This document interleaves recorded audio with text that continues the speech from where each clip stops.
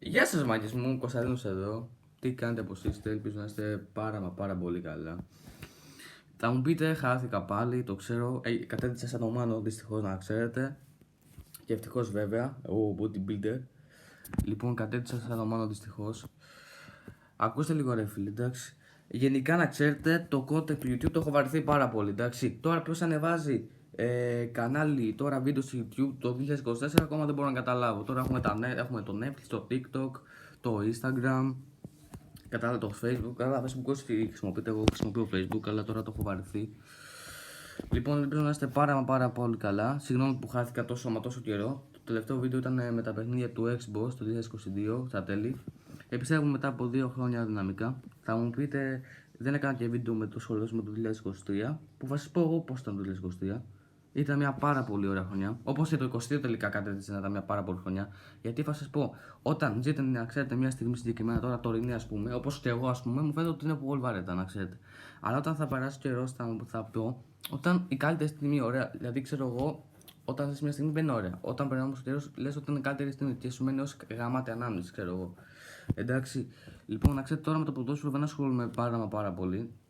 Το έχω λίγο βαρεθεί και από τα τέλη του 2023 έως και τώρα ουσιαστικά ασχολούμαι πολύ με το kickboxing. Ωραία. Μια μέρα θα προσπαθήσω να τραβήξω βίντεο που κάνω σκιαμαχία. Δυστυχώς δεν είναι ο ίδιος ο Γιώργος που έκανε unboxing με αμάξια, μηχανάκια, όλα αυτά τα σχετικά. Τώρα δυστυχώς αλλάξαμε. Είμαι τώρα 15 χρονών. Τότε το τελευταίο βίντεο που έκανα, στο τελευταίο βίντεο ήμουν 13, τώρα είμαι 15. Ωραία. Θα κάνουμε ό,τι έχουμε με πολεμικές τέχνες τώρα, kickboxing που πάω κι εγώ. Πηγαίνω στον 600 στον Κορυδαλό, τώρα θα πάω στο Philly Gym πάνω στο σωστό Κορυδαλού. Και καταλάβετε πώς πάει η φάση. Και θα ανεβάσω βιντεάκια σχετικά με αυτά, ξέρω εγώ. Και αυτό ήταν το βίντεο μάγκες, ελπίζω να σας άρεσε. Μην ξεχάσετε να μου κάνετε like, subscribe και κουδουνάκι. Και να πατήσετε την ειδοποίηση να σας έχω όλα τα βίντεο που ανεβάζω. Λοιπόν, μάγκες, τώρα θα σας πω και κάτι άλλο.